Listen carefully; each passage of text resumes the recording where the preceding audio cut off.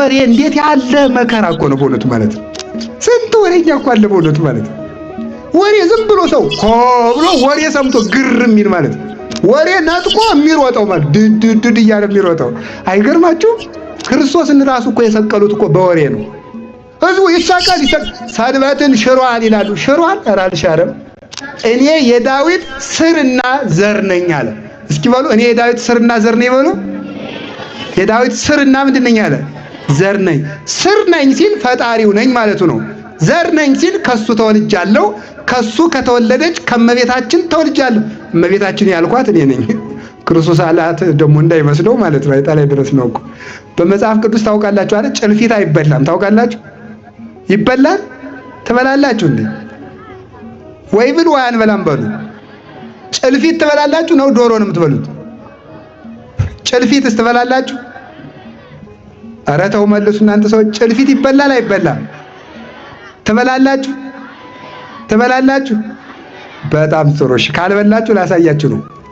ጭልፊት አይበላም እና መጽሐፍ ቅዱስ ውስጥ እነዚያ የማይበሉ እንስሳት በሙሉ ትርጉም አለ። ጭልፊት የሚባለው ወሬ ነጣቂ ሰው ነው። አይበላም ማለት አይጸድቅም ማለት ነው። ታዲያ እናንተ ወሬ አትሞጨልፉም? ጭልፊት አይደላችሁ እናንተ አይደላችሁ። እንደው ሌላው የሚሞጨልፈውን ነው ማለት ነው። ወሬ ነጥቆ የሚሮጠው ማለት ድድ እያለ የሚሮጠው አይገርማችሁ? ስንት ወሬኛ እኮ አለ በእውነቱ ማለት ነው። ወሬ ዝም ብሎ ሰው ብሎ ወሬ ሰምቶ ግር የሚል ማለት ነው። ሳይመረምር ማለት ነው። ሳይመረምር ክርስቶስን ራሱ እኮ የሰቀሉት እኮ በወሬ ነው። ህዝቡ ይሳቃል። ሰንበትን ሽሯል ይላሉ። ሽሯል? ኧረ አልሻረም። በሰንበት ድውይ ነው የፈወሰ። ሙሴን ይሳደባል። ተሳድቧል? ኧረ አልተሳደበ። ሙሴ ራሱ ስለኔ ይመሰክራል ነው ያለው። ደግሞ ውሸታቸው ምን አሉ? ይህን ቤተ መቅደስ አፍርሱትና አፍርሼ በሶስተኛው ቀን እሰራዋለሁ ብሏል። ብሏል አላለም? ብሏል አይደል? አላለም። ያለው ይህን ቤተ መቅደስ አፍርሱትና እሰራዋለሁ ነው እንጂ አፍርሼ አላለም። ወሬ መሞጭለፍ ማለት ይሄ ነው። እሱ ያለ ምንድነው? አፍርሱትና እሰራዋለሁ። አፍርሼ ግን አላለም። ስቀሉኝና በሶስተኛው ቀን እነሳለሁ። ለህዝቡ ግን ምን ብለው ነው የነገሩት? መቅደሱን አፍርሼ 3 ቀን እሰራዋለሁ ብሏል። መቅደሳችን ሊያፈርስ ነው። ስቀለው ስቀለው። ይኸው ወሬ እንዴት ያለ መከራ እኮ ነው በእውነቱ ማለት ነው። ሀገር አፄ ቴዎድሮስ እንግዲህ ጎንደር ቁመን እሳቸውንም እናንሳቸው እንጂ አፄ ቴዎድሮስ ምን አሉ ይባላል? እንኳን ጦር ወሬ ችዬ ኑሬያለሁ አሉ ይባላል። እንኳን ጦር ምን ችያለሁ አሉ? ወሬ እንዴት ያለ ጦር መሰላችሁ በእውነቱ ማለት ነው። እና እንዳትሞጨልፉ ነው። ስለዚህ ልክ ከድንግል ማርያም ስጋ ለብሼ ብወለድም ከሷ ስለተወለድኩ የዳዊት ዘር ነኝ። ዳዊትን ደግሞ የፈጠርኩ ፈጣሪ ነኝ። እንኳን ዳዊት አብርሃም ሳይወለድ ነበርኩኝ አለች። አብርሃም አባታችሁ የኔን ቀን ሊያይ ተመኘ። የኔን ቀን ሊያይ ተመኘ፣ አይቶም ደስ አለው። 30 ዓመት አልብከ አብርሃም አሪከ ደግሞ ብለህ 30 ዓመት ያልሞላ ሰውዬ ደግሞ አብርሃምን አየሁት በል። አምቅድመ ይትወለድ አብርሃም ሀሎ ቋነ ይለይላችሁ ነው። አብርሃም ሳይወለድ እኔ አለው አላቸው። ምን ይደረጋል? ወነሱ እብነ ከመው ግርዋ አይጣለ ድረስ ነው። መቼም ተከራክሮ ማሸነፍ ያቃተው ሰው ድንጋይ ነው የሚያነሳ። ክርስቶስን ተከራክሮ መታስ ያቃታቸው ድንጋይ አነሱ። ስለዚህ መድኃኔዓለም የዳዊት ፈጣሪ የዳዊትን መንግስት ያጸና ነው። ስለዚህ የዳዊት ልጅ ይባለው በዳዊት ትንቢት በዳዊት አምላክ ጌታ ተንተብከ ቅዱስ ሐቁየከ ኃያል ወልደ እግዚአብሔር ጌትነትን ተዋህደ ተነስ ሞትን ድል ንሳው ተንስ ጊዜ ውስጥ ተረፍትከ አንተ ወታቦተ መቅደስከ አቤቱ ወደ ረፍት ተመለስ ወደ ሰማይ አርግ እናትህም ትነሳ ሞትን ድል ንሳው ይሴኒ ለሃዩ ሙሉ ደጓ ለማያው ለሃየ ታምራቱ ከነቢያት የተበለጠ ነቢያት ዘካርያስ ቢሆን ከመዚህ ይቤ እግዚአብሔር ዘኩሎ ይመልክ ኢሳይያስ ቢሆን ከመዚህ ይቤ እግዚአብሔር ጸባዖት ሕዝቅኤል ደግሞ ከመዚህ ይቤ እግዚአብሔር አዶናይ እያሉ ተናግሮ ነበር። እግዚአብሔር እንዲህ ብሏል እያሉ ነበር ነቢያት የሚያስተምሩ። ክርስቶስ ግን አንሰ ብለክሙ እኔ እላችኋለሁ እያለ በጌትነቱ የሚያስተምር በጌትነቱ አጋንንትን የሚያወጣቸው ነፋሳትን የሚያዛቸው ሰማያት ክብሩን የመሰከሩለት ምድር የመሰከረችለት መቃብርን ሁሉ ረቶ የሞትን ጥርስ አውልቆ የተነሳ እርሱ የዳዊት አምላክ ነው። ስለዚህ ምንድነው መንበርህ ለዘላለም ነው የተባለው ተብሎ ዳዊት የተናገረለት ጌታ ስለሆነ የዳዊት ልጅ ሲሉት ደስ ይለዋል። ምክንያቱም ዳዊት ጌትነቱን እያየ ሞቷልና። እንዴት ብሎ ነበረ? ዘልፈ ርእዮ ለእግዚአብሔር። ተመልከቱ፣ ቅድሜ ውእቱ በኩሉ ጊዜ፣ እግዚአብሔርን ሁል ጊዜ አየዋለሁ አለ። ክርስቶስ ተወልዶ ይታየኛል፣ ሲነሳም ይታየኛል። እስመ በየማኔ ውእቱ ከመ ኢይትሐወክ፣ እንዳልታወክም ዘወትር በቀኜ ነው። እስመ ይትሐድጋ ውስተ ሲኦል ለነፍሴ፣ ሥጋዬ ፈርሳ በስብሳ እንድትቀር አታደርጋትም እያለ ትንሣኤውን እያየ ወተንሣ እግዚአብሔር ከመ ዘንቃህ እምነዋም እያለ እግዚአብሔር እሰ ገሃደ ይመጽእ እያለ ክርስቶስ አምላክ መሆኑን መስክሮ እግዚአብሔር ንጉሥ ነው። ክርስቶስ ቅድመ ዓለም የነበረ ነው። ዳህራዊ ነው አትበሉት፣ ፍጡር ነው አትበሉት፣ ፈጣሪ ነው። ቅድመ ዓለም ነበረ። ወገብረ መድኃኒተ በማእከለ ምድር፣ በምድር መካከል መድኃኒትን አደረገ አለ በቀራንዮ። ቅዱስ ያሬድ ደግሞ በዝማሬው በማእከለ ከርሳ ለማርያም ብሎ ይተረጉመዋል። በምድር መካከል መድኃኒትን አደረገ ያለውን የምድር መካከል የተባለ የድንግል ማርያም ማኅፀን ነው ይላል ቅዱስ ያሬድ። ከሷ ሥጋ ነስቶ በዚያ ሥጋ ደግሞ ተሰቅሎ በምድር መካከል ምን አደረገ? በቀራንዮ ድኅነትን አደረገ። ስለዚህ ክርስቶስ የዳዊት ልጅ ሆይ ሲሉት ከመንገድ ይቆማል። መድኃኔ ዓለም ስለ ዳዊት አምላክ ስለ ዳዊት ብሎ ጥሎን እንዳይሄድ ቅዱስ ፈቃዱ ይሁንልን። የቅዱስ ዳዊት በረከቱ ይደርብን። አይ ዳዊት ምን አደረገ? ቅዱስ ዳዊት ከሶስት ጠጠሮች ባንዱ የጎልያድን ጠጠር ግንባር መታው አይደለም?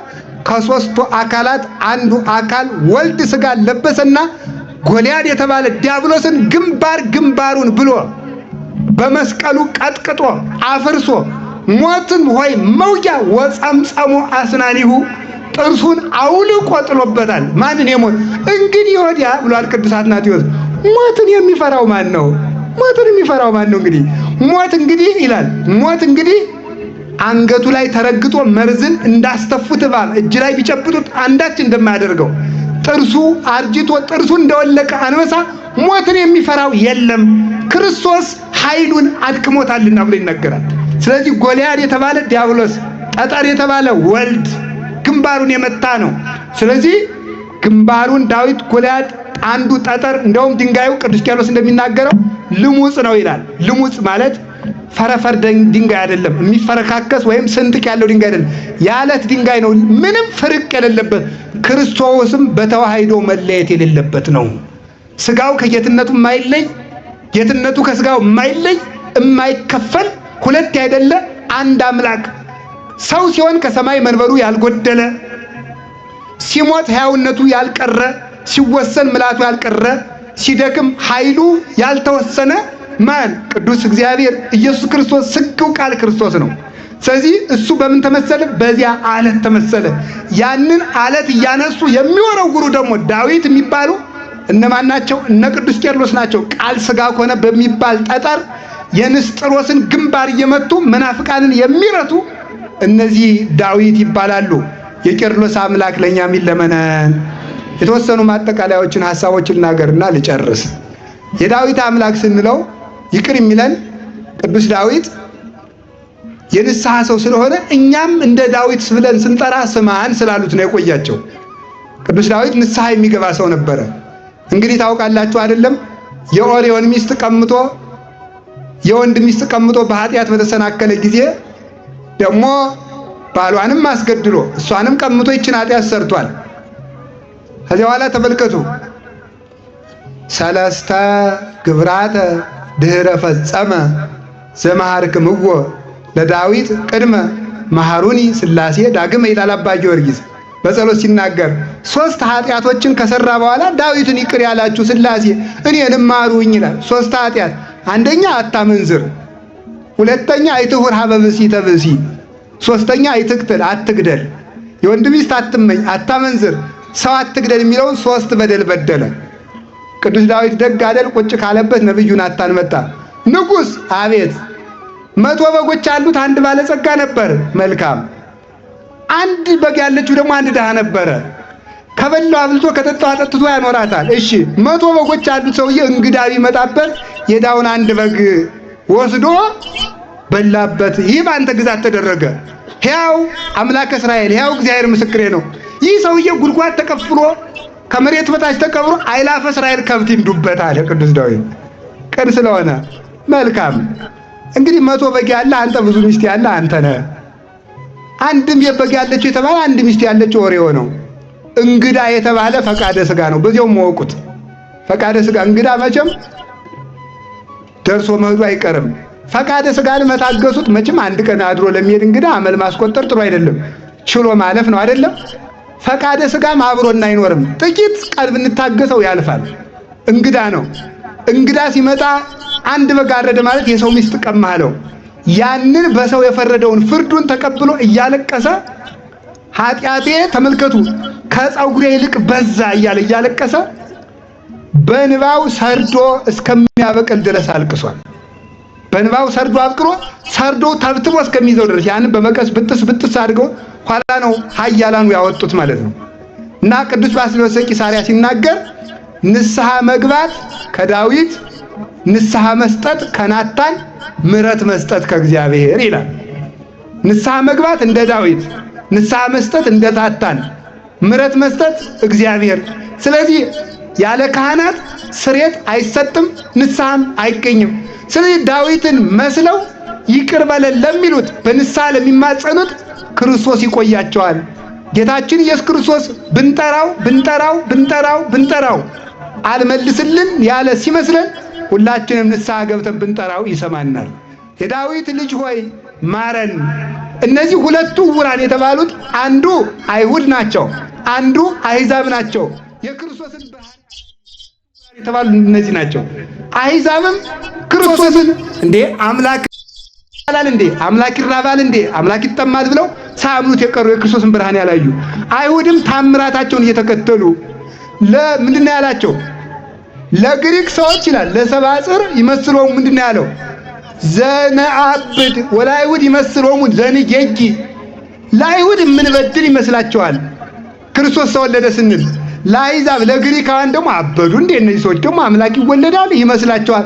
ንሕነሰ ንሰብክ ክርስቶስ ኀዘ ተሰቅለ፣ እኛ ግን በእውነት ክርስቶስ ተሰቅሏል፣ ሙቷል፣ ተነስቷል ብለን እንሰብካለን። ስቅለቱም እውነት፣ ሞቱም እውነት፣ ትንሣኤውም እውነት ነውና ግዛቱ ባለች በአንድ ቤት ሲያድር ተሻረ እንደማይባለው ክርስቶስ በዚህ ዓለም ስለተወለደ ጌትነቱ አይቀርበትም። ስለዚህ አያናፍርበትም በሞቱ ብሎ ቅዱስ ጳውሎስ ይናገራል። ስለዚህ ጌታችን ሁለቱ ዕውራን የተባሉት ክርስቶስን በምግብ በታምራት በሹመት በቅናት ተይዘው ሳያምኑ የቀሩ አይሁድና አምላክ አይወለድም ብለው ክርስቶስን ያልተከተሉት ናቸው። እነዚህን ምን ይላቸዋል? ቆየኝ፣ ማረኝ፣ ይቅር በለኝ ሲሉ እነዚህንም እንኳን ሳይቀር ክርስቶስ እንኳን ከቤት ያሉትን ይቅርና ከውጭ ያሉትን አይሁዳውያን ሆነ አረማውያን ቆይተው ቢመጡም ክርስቶስ ይሰማቸዋል። ምን አለ? ሀለውኒ አይደለም ሀለዋኒ አባግ ዘይኮና እምዝንቱ አጸድ ሀለወኒ አምጽኦን ዝየ ወይ ከጉና አሃደ መሬተ ለሃዱ ኖላዊ። ከዚህ በረት ውጪ የሆኑ ሌሎች በጎችም አሉኝ፣ እነሱንም አመጣቸዋለሁ፣ ለአንድ እረኛ ለኔ አንድ መንጋ ይሆናሉ አለ። ብትመለሱ እንኳን ከቤት እያላችሁ ንስሐ ገብታችሁ ክዳችሁ ብትመለሱም አበራላችኋለሁ ብሎ ይነገራል።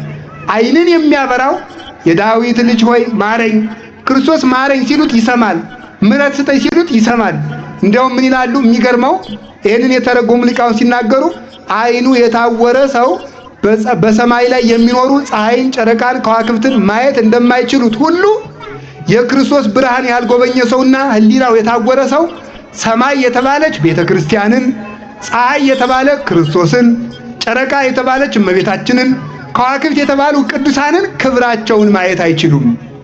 ዓይኑ የበራለት ሰው ግን ስለዚህ ይላል ሰማይ የተባለ የክርስቲያኖች ልብ ነው። ሊቃውንት እንደሚተረጉሙት የክርስቲያኖች ልብ ሰማይ ይባላል፣ ክርስቶስ ፀሐይ ይባላል፣ ቤተ ክርስቲያን ጨረቃ ትባላለች፣ ከዋክብት ምን ይባላሉ? ሰማይታትና ቅዱሳን ነው። እንደ ቅዱስ ጊዮርጊስ ያሉት እነዚህ ናቸው። በአንድ ሰማይ ላይ ፀሐይም ጨረቃም ከዋክብት ይኖራሉ። ክብራቸው ግን የተለያየ ነው። በአንዲት ቤተ ክርስቲያን ክርስቶስም ይመሰገናል፣ እመቤታችንም ትመሰገናለች፣ ቅዱሳንም ይመሰገናሉ። ክብራቸው ግን ልዩ ነው። ክርስቶስን አምላክ ብለን እናመሰግነዋለን። ድንግል ማርያምን ወላዲት አምላክ ብለን እናመሰግናለን። ቅዱሳንን የአምላክ ሎሌዎች፣ የአምላክ አበጋዞች፣ የአምላክ ታማኞች ብለን እናመሰግናለን። ገብር ምእመን ብለን እናመሰግናቸዋለን። ካል ክብሩ ለፀሐይ ወካል ክብሩ ለወርቅ ወካል ክብሩ ለከዋክብት። የፀሐይ ክብሩ ሌላ ነው፣ የጨረቃ ክብሩ ሌላ ነው፣ የከዋክብት ክብራቸው ሌላ ነው። የእነዚህን ክብር ለይቶ ማየት የማይችል ስጋዊነት ምድራዊነት ያወረው ግን የምንቀላቅል ይመስለዋል። ቅዱሳንን እንደምናመልካቸው እመቤታችንን እንደምናመልካት ከክርስቶስ ጋር እንደምናስተካክላቸው ሊያስብ ይችላል። ይህ ሰው አይኑ ታውሯልና የዳዊት ልጅ ሆይ ማረኝ ቢል ይገልጥለታል።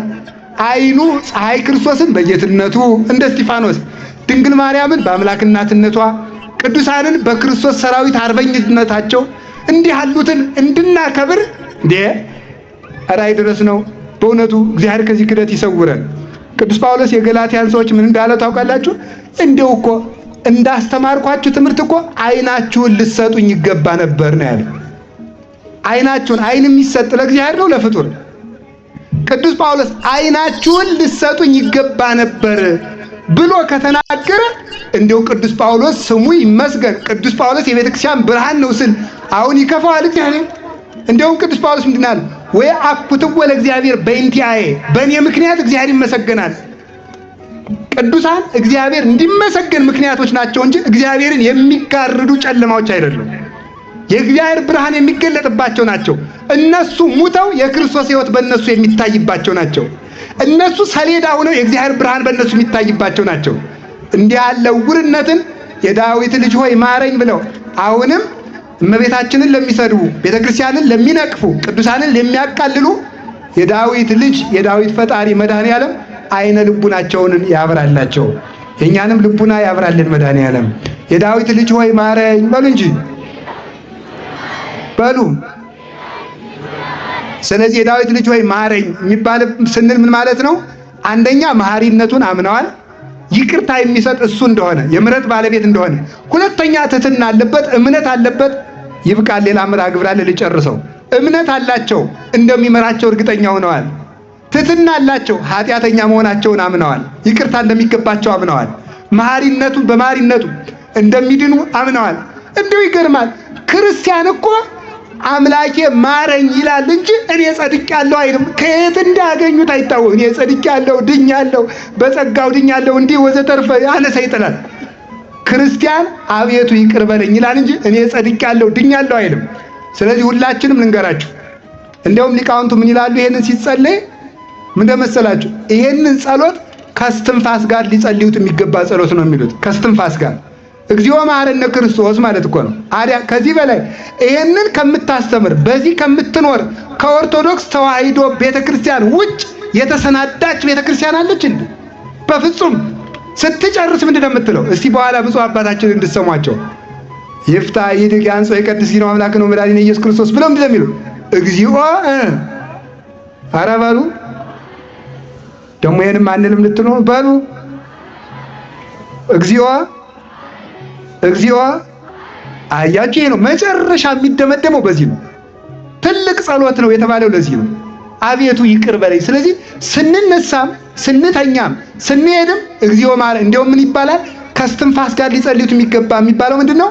ወደ ውስጥ ኦክሲጅን ስናስገባ እግዚኦ፣ ስንተነፍስ መሐረነ ክርስቶስ ማለት ትችላላችሁ። ወደ ውስጥ እግዚኦ። ከዚህ በኋላ የዚህ ሰው ነፍስ ተኝታ ራሱ ሰውየው ተኝቶ ራሱ እግዚኦ መሐረነ ክርስቶስን አታቋርጥም ይላል። እዚህ በኋላ ስጋውን መግዛት ይችላል። ነፍስና ስጋውን አስታርቆ የክርስቶስ ማደሪያ መሆን የሚችለው አሁን ኃጢአት እምቢ ሲለን፣ ዝሙት ሊሆን ይችላል፣ ሱስ ሊሆን ይችላል፣ ጭንቀት ሊሆን ይችላል። አንድ ጊዜ አይነ ልቡናችንን ወደ ቀራንዮ ልከን እግዚኦ መሐረነ ክርስቶስ፣ እግዚኦ መሐረነ ክርስቶስ ግዙ አልሰማችሁ ካለ ፈጣሪ ኢየሱስ ክርስቶስ ወይ ማረኝ፣ ፈጣሪ ኢየሱስ ክርስቶስ ወይ ማረኝ ካልን ነፍሳችን ትሰበሰባለች ማለት ነው። ግብሩ ለልብ ይላል ተመልከቱ። የልብ ግብሩ ይላል ተመልከቱ። በውጭ ያሉ አፋዎችን መሰብሰብ ነው። ወያድጎ ከመይል ባፋ ልብ እጅና እግር እንዲንከራተት አያደርገውም። አይንንም የሚሰበስበው ልብ ነው። ልብን የሚያስረው ክርስቶስን ማሰብ ነው። ስለዚህ መኪናሙ ስትሄዱ አሁን ክፉ ሰው ራሱ ወደ እናንተ እየሮጠ ሲመጣ አፋችሁን ገጥማችሁ እግዚኦ መሐረነ ክርስቶስ እግዚኦ መሐረነ ክርስቶስ ካላችሁ ሊፈጠፍጣችሁ የመጣው ሰውዬ ደህና ሰነበታችሁ ብሎ ይመለሳል። እውነቴን ነው የምነግራችሁ ማለት ነው። አፋችሁን ገጥማችሁ እግዚኦ መሐረነ ክርስቶስ እግዚኦ መሐረነ ክርስቶስ፣ ይሄ ቀላል ጸሎት እንዳይመስላችሁ ማለት ነው። ናፍቃችሁት የሰነበታችሁትን ዘመድ ራሱ ገና ከሩቅ ሲታዩ ሩጣችሁ ለመሳም አትቸኩሉ። ስትሄዱ ወደሱ እግዚኦ መሐረነ ክርስቶስ እያላችሁ ነው መሄድ በልብ ማለት ነው። ስለዚህ አሁንም አልመሸም፣ መመለሱን ያድለን። ወስብሐት ለእግዚአብሔር። ይቆየን።